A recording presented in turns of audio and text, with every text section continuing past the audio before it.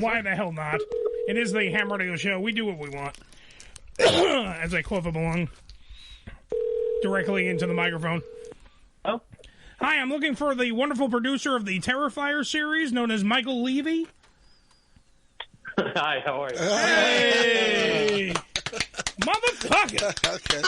This man right here, Terrifier, if you don't know what the hell we're talking about, by the way, I'm scared already. Look directly at the ham cam. I got a picture of Art the Clown right there, up there as we speak. The start of an empire. Start of an empire. I'm telling you right now. Mike, we have so many goddamn questions for you. It's ridiculous. Wow. All right, so. Awesome. I can't wait. We want to debunk some stuff, but I want to make sure. See, you're from the horse's mouth. I'm going to get first. Congratulations. That's where I'm going. That's exactly where I'm going. Congratulations, by the way, on building horror's new franchise. Yes, sir. The franchise player known as Art the Clown, by the way.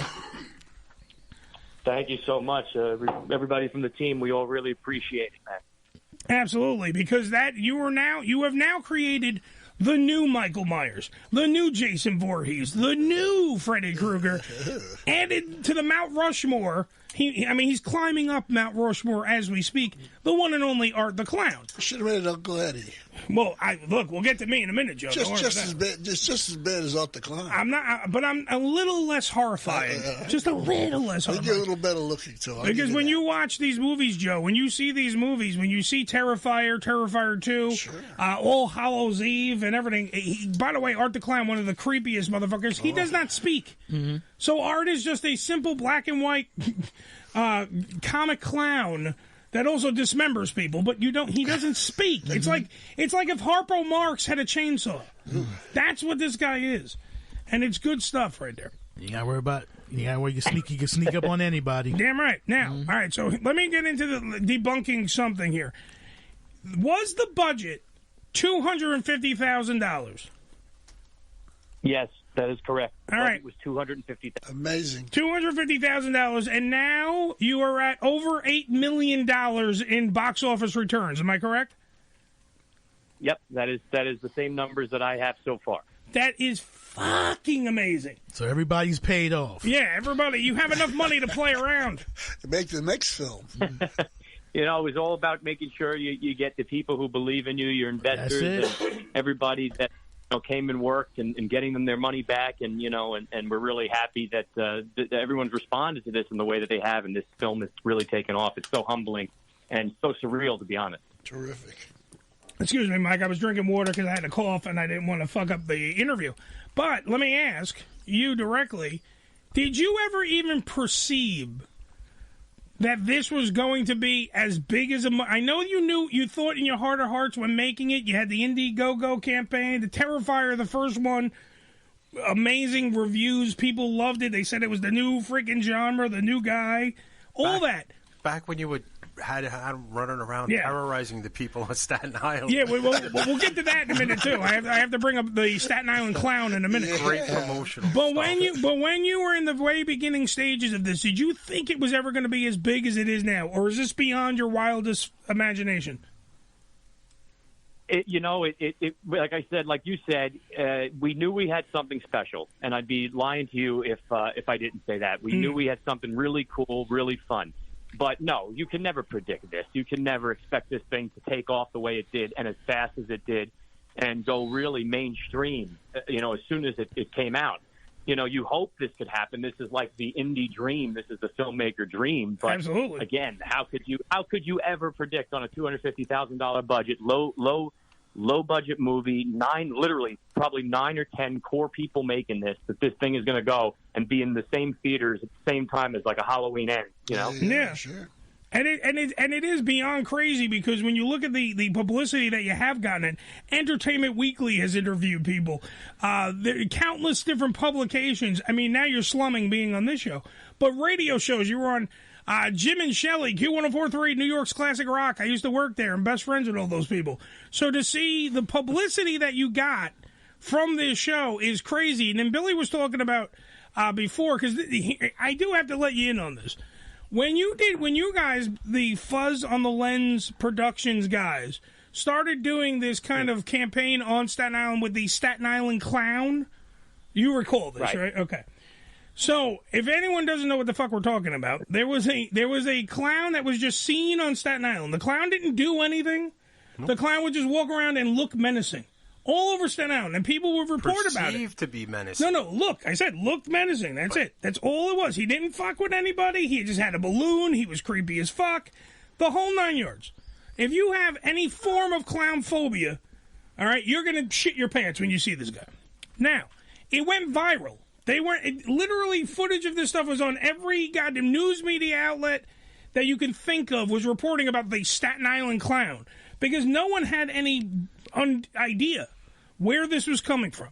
And I have to say, when it came out that it was from you guys, I will freely admit this. Joe already knows. Billy and Ricky know. I was jealous as fuck. Oh, yeah. I'm not going to lie. I was jealous as fuck because I'm like, what the fuck? Why are these guys getting pressed? Because I saw you guys were on Elvis Duran. Yeah. You guys were doing the morning show, all this stuff. And it was weird. Yeah. Go ahead. You can say, what do you got? Yeah, I was saying it was just really surreal and really crazy. And again, that moment, I think, really prepared us in a way for what happened here with Terrifier 2 because it's the same kind of concept. It went viral. And when something goes viral, it just kind of explodes and it goes exponentially around the world. And I never realized what viral really meant until it happened. You know, once it just took off, it just keeps, steamrolling. And it's almost like that snowball going down the mountain. And, the same thing happened with Terrifier 2. Media outlets started picking it up. Everybody starts talking about it. And, even though it's two different things, one is a film and one was a kind of like a pop culture kind of, publicity stunt, it still had the same kind of mentality. And that's really how it started skyrocketing. So I definitely think that moment prepared us for this moment for sure. Yeah, if you go to the ham cam right now, Nick has up a picture of the Staten Island clown. You just got to click the link and you'll see the Staten Island clown down here. Who was very just creepy as fuck would be the title of that. And he would show up in creepy places. Yeah, and he would show up in creepy places. 11 o'clock at night standing by a lamppost by the ferry. And not doing anything. But not doing it. Not trying to, fuck with you or anything. He just stood there. And he'd be holding a balloon. Or he'd be That was, I think, the whole reason as to why that kind of took off. Because, there was a lot of copycats after we started the whole of course, clown site. And what we made sure that we did was we just put a clown out there, no weapon in hand, just a balloon. There's just something really creepy and really eerie about seeing a clown in the shadows holding a balloon. And it's like, what is he doing here? What is going on? What is this person thinking? Is he crazy? Is it a joke? And then people start kind of talking about it, and that's what gets the buzz going. And then also you have people who hate clowns and people who love clowns, and then they just kind of start stirring the pot, and that's kind of how it grew. Yeah, and that's what made me, and that's what, I'm not going to lie, yet again, because I was trying to build my empire at the time, and I'm like, well, what is this? It's a clown walking around. That's all this is. Can you imagine the cops coming up to the guy and saying, hey, stop clowning around. Yeah. What are you doing? Clown around. And I'm seeing this stuff, and I'm just going, okay, to me that it was a viral campaign. Once we figured out what it was like I was less jealous, sure, and I was more like, okay, now I'm intrigued about the fuzz on the lens people. I want to learn all about this stuff and go on from there. Well, that's the whole thing. It gets people talking. Exactly. What's this all about, man? So it worked on many levels, is my point. Then from that, now we move on to all the other stuff, like the All Hallows Eve stuff, the freaking first Terrifier. Now we're into Terrifier 2, and there will be a Terrifier 3. Oh, sure. And even our guest that's coming on later for Gobble's Giving, porn star Lucy Sunflower, she was like, oh my God, I love that movie. It fucked me up. And and she wanted me to make sure that Mike, that your movie fucked up, and she has done some stuff that would make me blush. Okay? Now, this woman... Well, we're honest. Yeah, we're being honest. And this woman is like, this movie fucked me up. Yeah. Okay, so that's saying something. So kudos there as well. But it's just crazy to think that what started out as one thing now is something else. Now is this mega morphing freaking movie phenomenon that everybody's talking about. And it is that indie dream, because you guys did an Indiegogo campaign to raise money to even do this. And now you guys are like the toast of Hollywood. People are talking about you all over the place Do we have any news from all this when Terrifier 3 is coming out? Has a script been written? Is there a plot? Is there anything going on? Are you guys diligently working? Or are you guys going to take your time and make sure that Part 3 is even bigger than Part 2 and more, story locked? You know what I mean? Yeah. So there's no script, but there's a treatment. And Damien has always talked about doing a trilogy from the beginning, and we knew where this thing is going to go. We know where it's going to end. And, so this is something that just didn't come out of anywhere in regards to story. It was very meticulously planned out. But to your other point is, we're not going to rush into this. We're going to take our time, make sure that we get it right. We're also going to wait to hear feedback from everybody that enjoyed Terrifier 2. And once the masses take a look at it, we're going to say, okay, what worked? What didn't work? Do we need to adapt? Do we need to change? Do we need to do more of this?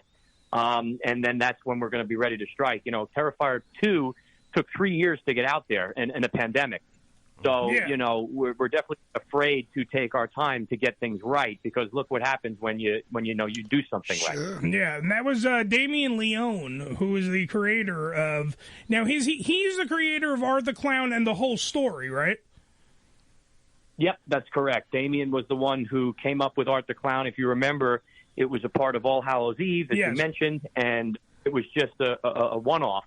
And people started connecting with this clown, saying, you really got something there. There's something really creepy about this clown. And that's where he slowly started to develop that. And then that's when we all came together for Terrifier, the original, and made the feature film, Art the Clown's introduction to the world, and really made this a showcase film for him. And something Damien discussed when we were doing the film was he wanted to make Terrifier 1 the last, 15 minutes of a horror movie, but stretched out over 90 minutes. That's why the story isn't as detailed as it could be. No. This was really just a showcase of art. And then once that he was established to our little cult following and fan base, then it was like, okay, now it's time to open up the world, expand upon this story, and then really hit him with something cool. Oh, absolutely. And there is a vast difference between the two different products. Terrifier 2 has a more story-based scenario, whereas Terrifier 1 is more fast-paced and more... What happens over the span of one horrible night for these two girls.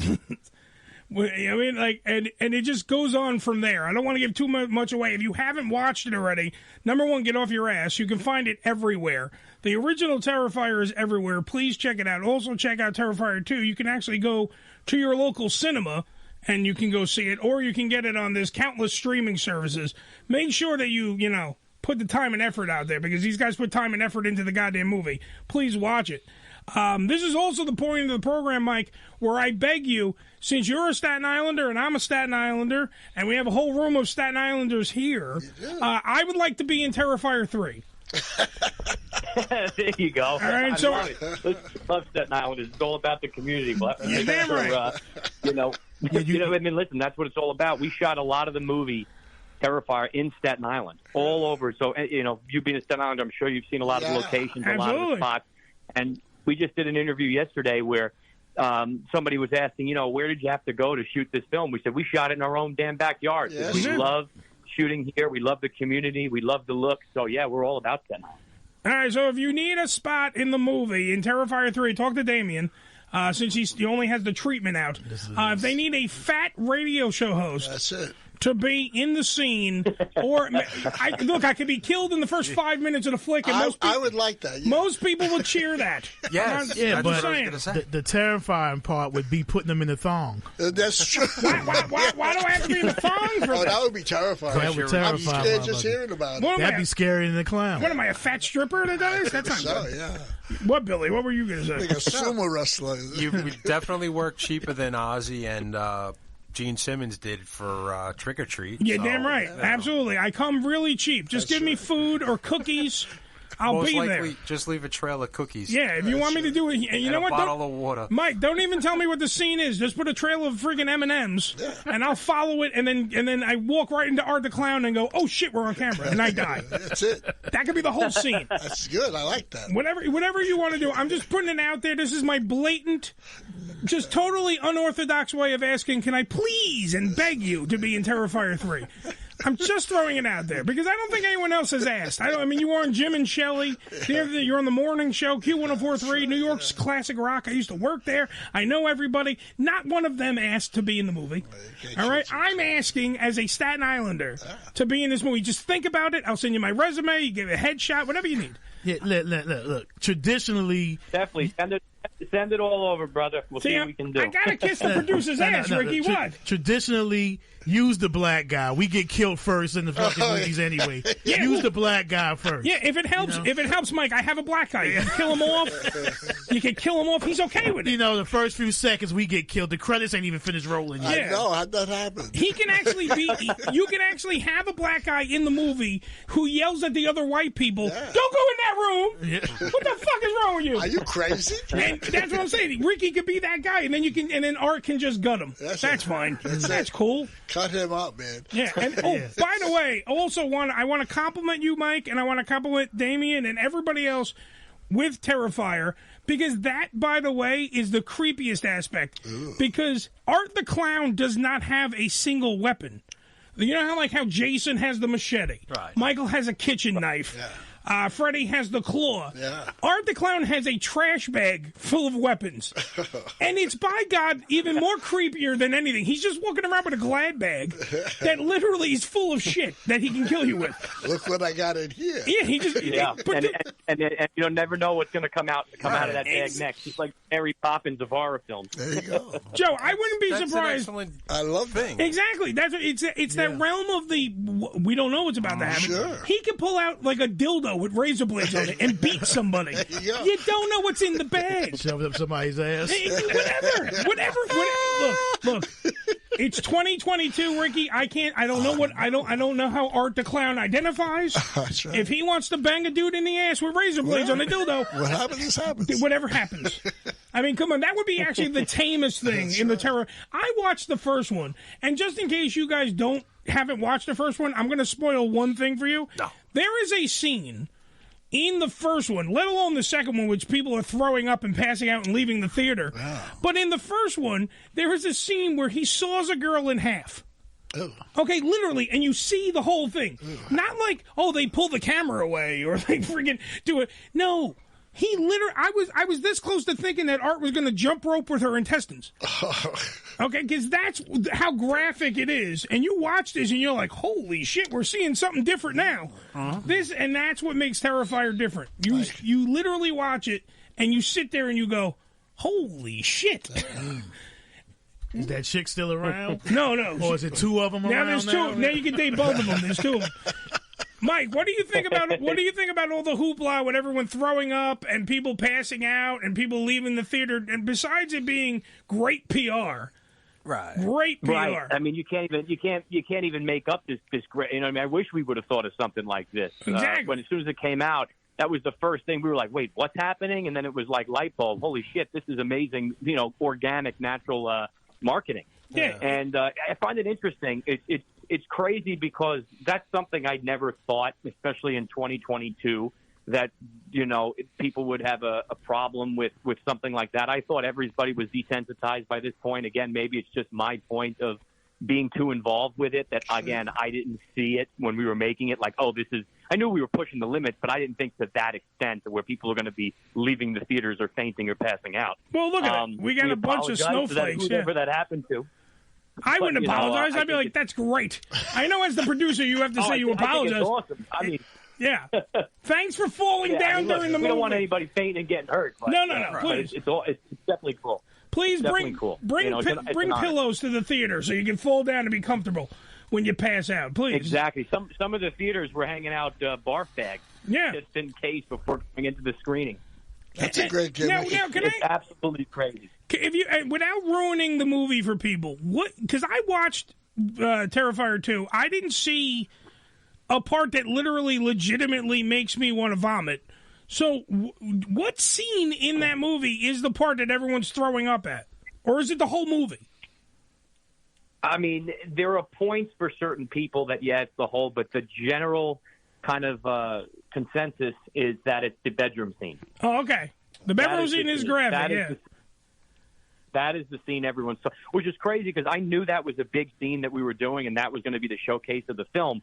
But I had always thought the scene, without giving any spoilers away, that's in the bathroom in the carnival, I always thought that one was pretty graphic. It is. Surprisingly, though, that one people can handle. I guess, you know what? If people are making it through the bedroom scene and not leaving, then that scene to them is a walk in the park. Dude, there's a scene in the first movie where Art the Clown not only writes his name in feces on a toilet, but he shits all over the damn toilet in the bathroom. The whole bathroom is just covered in poop.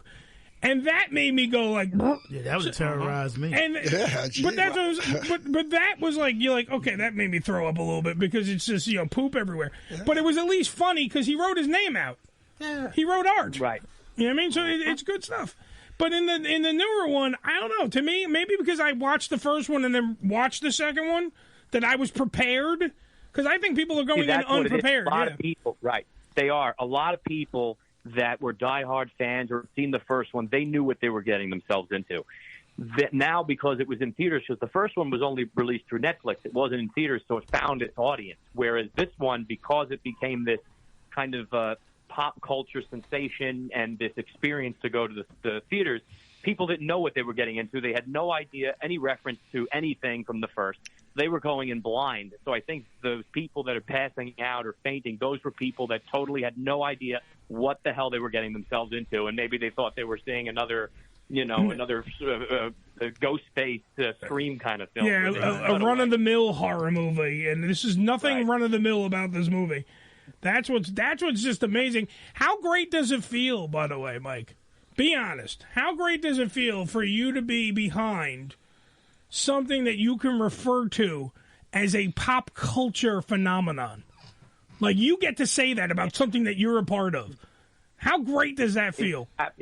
It feels amazing. It's absolutely, like I was saying, so surreal, and we just feel so blessed. And, it was a lot of hard work, man. It wasn't just an overnight success kind of thing. No, and I'm a horror fan. And I'm a movie fan, and, just to see that, wow, we pulled it off, and, we did something right, and it kind of broke through where, again, it's tough. You know how it is. These indie films, man, you work on them, and some of them are really cool, and they just never pop. Right. And, it's just is one of the most amazing and most surreal things in the entire, world that has ever happened to me. And I know all of us are just truly grateful and just excited for what's to come. And by the way, thank you for proving that a budget does not make a movie. A movie makes a movie. Oh, you're welcome. We're hoping this helps out the indie film world and everyone. If people are saying it could change the game, and I really hope so, because there's a lot of great talented filmmakers out there that don't get discovered because of this whole Hollywood controls the narrative with the budgets, and if you're not this level, then, I hate you're that. kind of garbage. Yep. And that's not true. So you get more creative when you don't have a budget. I truly believe that. Oh yeah, because you have to scrimp. You got to come up with something. You got to be inventive. You got to create. In this, in the second one, they blow up a fucking car. And they also don't have people on their back saying, "Well, what is this?" No, we don't like that. No, this is your. It's your project, the way you want it, how you want it, and how you want it done. And let's do it this way. And I told you, I said back, a few years ago, studio over our head, telling us what to do. I'm saying it again. I'm sorry. Yeah, we lost your mic for a second. What'd you say? Oh, I said, there's no studio, powerhouse over our head telling us what to do. We're just making it totally just exactly the way we want to make the film, what we think would be cool to see. And, this is unprecedented, too, in the fact that, it's bloody, it's gory and all that, but this is the first time that a film totally uncut, unrated, went to the theaters and has been in the top 10 of the box office. It's never been done. I mean, even if you look at Blair Witch Project and Paranormal Activity, which were two indie films that popped, those films weren't as graphic, weren't as gory. They were cut down, they were rated, and number one is the biggest thing was that they had a studio at the end before they went to theaters come in with a bunch of money thrown at them, and we were able to have an amazing marketing campaign. Yeah. We had zero marketing campaign. All we had was word of mouth and a good film. And that's why you guys are doing what you're doing and creating so many waves. Ricky, what did you want to say? And that's what I was saying. I'm glad you said that, because me and my brother used to try to do films some years ago, and I used to say all the time, like 25 years ago, I used to tell them all the time, listen, you don't need these big name actors.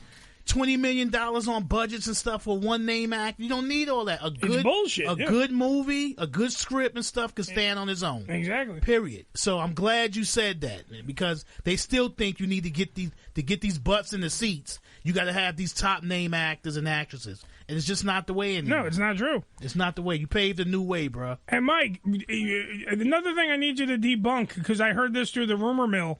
Was there a movie company that first off came in and they offered you a shitload of money, right? And then they wanted they wanted to own Art the Clown, but they also wanted you to shoot the whole movie in 15 days. That is true. That is a true story. How is that possible? Yeah, a company came in. They were going to give a ton of money to do it. I mean, a hell of a lot more money than we shot the film for. And they wanted to basically own Art, own the franchise going forward. They wanted us to shoot it in like 30 days or 21 days or it was something crazy. That's ridiculous. And, we came to the point that, well, we're not going to get help from any of these studios, any of these companies. We're just going to have to do it ourselves, pick our pants up, and we got 10 people that we trust. Let's just rock and roll. Let's go do it. Well, see, this is why you need me on the cast of Terrifier 3, because I work for free. I love it. You're budget friendly. I'm very budget friendly. A ham sandwich with some potato chips. I'm not buffet friendly. I'm very budget friendly, though. Just throwing that out there. All right, man. So let's sum it up right here, right now. Get off your ass, whoever you are, if you haven't seen Terrifier and Terrifier 2. Do that this weekend. If you need anything to do this weekend, do that. Yes, sir. Go out, watch. You can find Terrifier right now. Absolutely free. You can find it out there. It's out there in the world. Just look it up. It was on Netflix. It's a whole bunch of places. So start off there. Work your way to Terrifier 2, which is, do them a favor. Go to the theater and go see it. Yeah. Get the full experience. If you're going to pass out at the theater.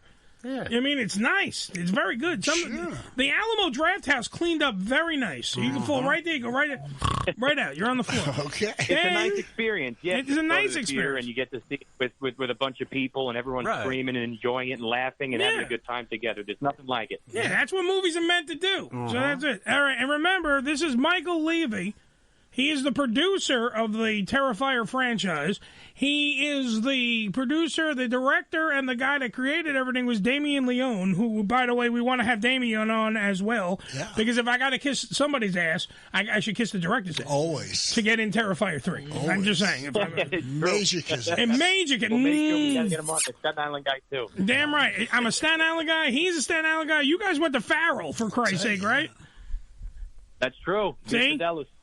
Right down, you're 5 minutes from my house. I could have drove you to school. Sure. Do you see what I'm saying? That's all I'm saying. Michael Leavy, thank you for being on the program, sir, and continue success with the Terrifier franchise. And I cannot wait till Terrifier 3 comes out, whenever that happens, and hopefully I become a victim of Art the Clown. Thank you very much, sir. Thank you very much. Honored to be on the show, guys. It means the world, and I truly appreciate it. Thank you. Round of applause for Michael Leavy. He deserves it. They did a lot of shit. Yes, sir. Thank you, Mikey.